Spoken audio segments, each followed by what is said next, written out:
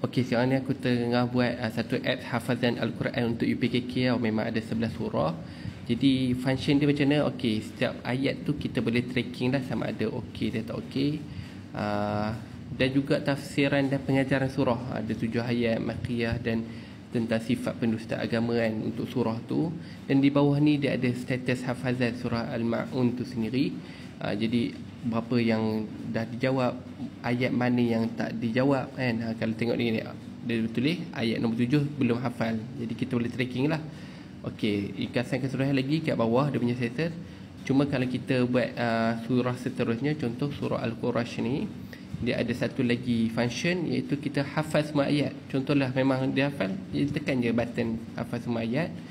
Jadi kita akan cerita kalau kita buat satu lagi function, iaitu belum hafal semua memang dia tak hafal lagi, jadi kita tekanlah semua, jenuh lagi kita nak tekan satu-satu kan. Jadi itulah function apps ni lah yang aku akan share. Cuma aku nak bagi tahu dekat bahagian last sekali, dia adalah ringkasan keseluruhan sijil hafazan lah, berapa banyak kita dah hafal dan sebagainya, ringkasan keseluruhan dan status surah, juga status surah, ringkasan setiap surah tu dia ada. Kalau tengok kat bahagian bawah ni, ringkasan setiap surah. Contoh surah Al-Ma'un ni ada 6 ayat dah hafal, 1 belum hafal, ayat ke-7. Jadi kita boleh tekankan untuk dah hafal ayat ke-7. Lepas tu yang surah Al-Fil belum, ada yang dah, ada yang belum. Cuma benda ni aku nak bagi tahu siap-siap, benda ni berbayar lah. RM9 je tambah RM1 charge.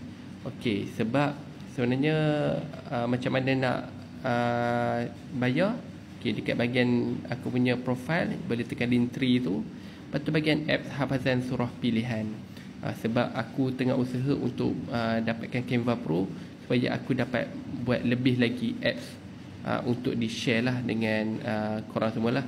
Okay, kalau selesai hampa akan dapat link untuk masuk ke dalam grup Telegram. Dan grup Telegram ni ada ajar video, prompt, step by step dan cara nak publish.